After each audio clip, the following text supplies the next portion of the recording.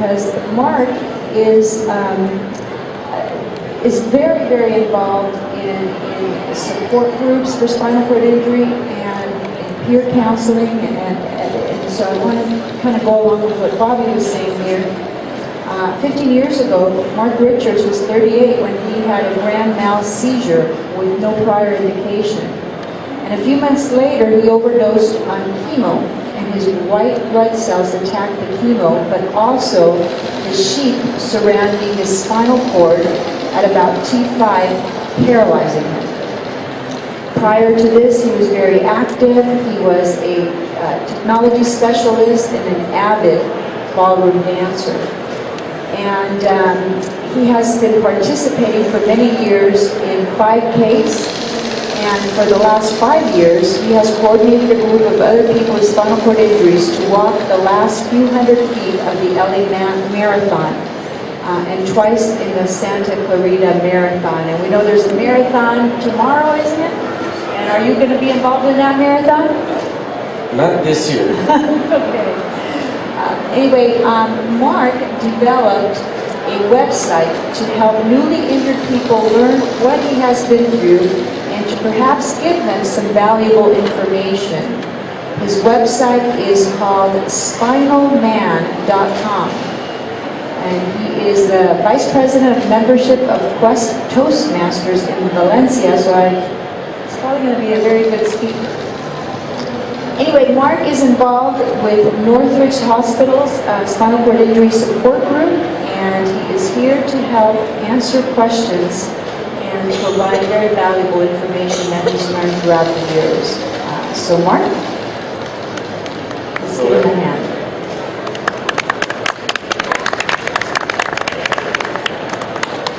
Hi everyone.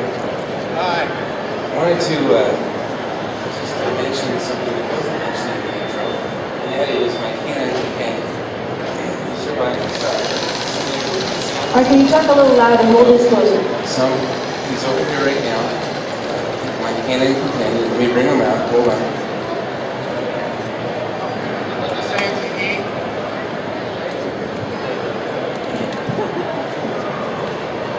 This is Logan. He's been with me for 1.5 years, and he's my canine companion, like I said. He does all different things, tricks and stuff, but the main reason I have him is to be a companion.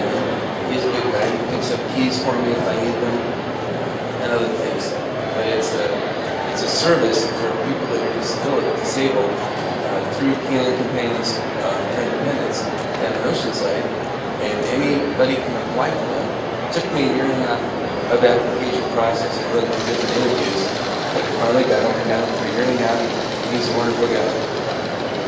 Do you have questions for me? I do. One of the things I want to cover is a lot of people after an injury or after an illness, they want, they're told, well, maybe you shouldn't drive, it's not safe. And so my question to you is, should people look into driving after a catastrophic injury or after a catastrophic illness? If driving is something that you want to do, you certainly can after an injury. I use hand controls in my van. Some people might have light wheelchairs that they want to use a regular sedan, take it apart and ready to cross them. I had trouble with my left shoulder from the get-go, so I went ahead and got an accessible van. For those of you who haven't seen it, there's several here in the show, and basically the ramp comes down and I roll into it, and I use hand controls. It doesn't take much energy to use them. I think that Bobby used hand controls and he's quite completed. So it's not strength, it's skill.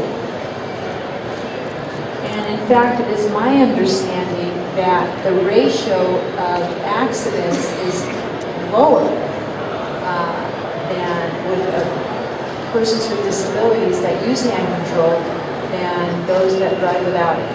It's truly amazing, very safe driving. One of the things that I learned early on is that because I'm using my hands to control accelerator and the brake, that you can control your hands better than your feet. The pathway from your brain is quicker. So in that respect, you're probably right. Now another question I want to ask you is, a lot of folks at times find themselves without a caregiver. And I know from all your support group meetings that you learn information on what to look for in a caregiver, how to find them, etc. Can you shed some light on that? Finding a caregiver is very hard for most people because of the lack of resources out there. There aren't really organizations that can do that. The best way that we talk about this subject in our support group at Northridge Hospital, one of the best ways is through word of mouth. Somebody has a caregiver that they no longer need, that person's moving to a different part of the area. I'm not quite sure how many other ways there are, to be honest, but word of mouth is one of the best.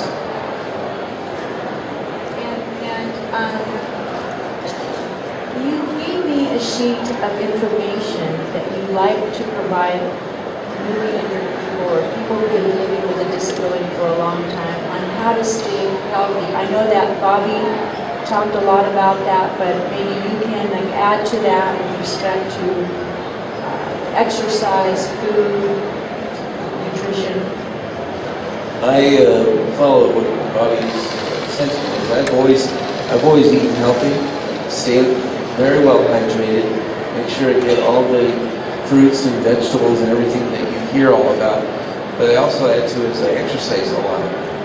I go to CORE, which is the Center for Restorative Exercise, and go there. It's a specialized niche gym that focuses on people with spinal cord injury. It's in Northridge. And if you don't know about it, I don't look a lot of time, but this gentleman next to me is one of the founders of the organization.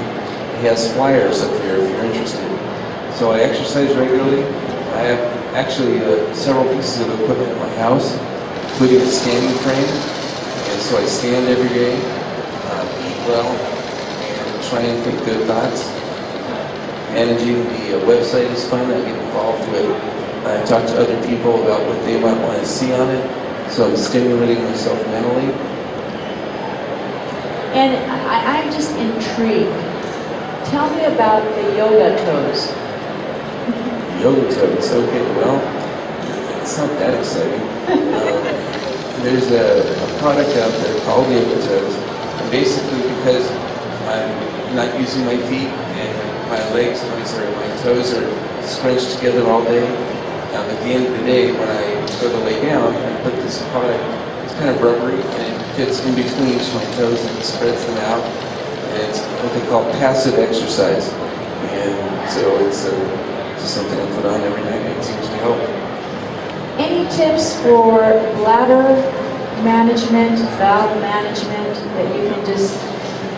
Well, as been mentioned, staying well hydrated. One of the things that I also take is I take 3 times a day. I take there's 2 different products. One is called D-Manos. I take that 3 times a day, and the other is I just take a cranberry capsule. So I take those 2-3 times a day. Stay well hydrated, and other than that, I've been pretty good. I mean, before I started taking the cranberry and D-Manos, I was getting a UTI every month. Now it's probably 2-3 times a year. Terrific. Thank you. Thank you, Mark. And now, I just want to, Aaron Baker, who is here, wants to talk a little bit about CORE, which is Center of Restorative Exercises. It's a niche gym that fulfills a unique need by providing the benefits of ongoing restorative exercises for individuals with chronic illness and or debilitating conditions. Aaron? Thank you. Thank you for having me here. It's a real pleasure to be able to spend with you guys, Bobby, Sam, Mark, everybody. CORE, Center of Restorative Exercise, was developed based primarily on my process of recovery, which is 14 years of recovering quadriplegic. Myself, Taylor Kevin Isaacs, former professor of kinesiology at CSUN, and my mother. The 3 of us have worked together for the past 13 years, challenging my initial prognosis, which was C456 and quadriplegic. We understood in the beginning that exercise was our our most powerful medication. That the body is intended to be moved, to move at all costs. So that's what we embarked on 13 years ago. After we were discharged from traditional medical intervention, acute phase rehab, the insurance deemed us rehabilitated, so to speak. I was still confined to an electric wheelchair and dependent on my caregiver for all of my needs. It was appalling to us that there was no facility out there which worked with our population with my condition and went to the clinicians beyond traditional PT that insurance would cover. I was left to fend for myself and basically transitioned into a regular gym that just was not, I wasn't capable of doing that. So, fortunately, we found Taylor Isaacs at the Center of Achievement in Hellsgate Northridge. It's a part of the kinesiology department. He was a professional athlete. I was a professional athlete. We recognized that in each other. And he was willing to work with me. He brought the education, I brought the motivation, and together we started seeing results. We would work towards goals. We'd set and achieve them incrementally. We saw the benefits of this, and we needed to bring that to the general public.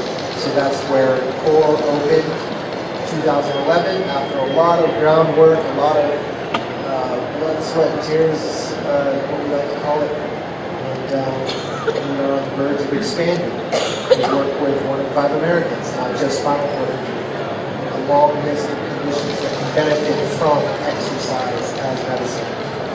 So that's what we believe in wholeheartedly. We know that the body regenerates, rejuvenates, and restores. As long as we provide an optimal healing environment for that to take place, then we're better off. So thank you for having us here. Come see us for CoreCenters.info, and we'll see you at the gym. Great, great. Thank you, Aaron, for coming at the last minute. Thank you so much.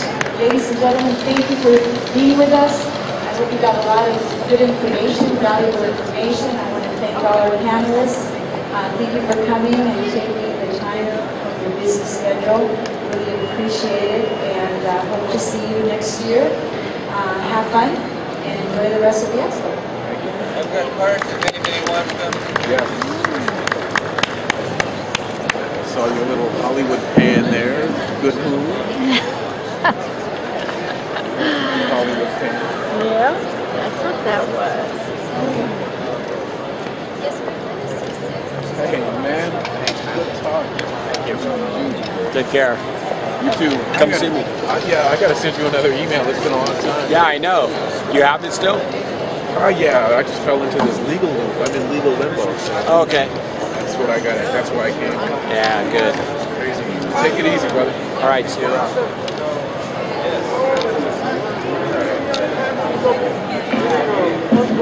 Excuse me.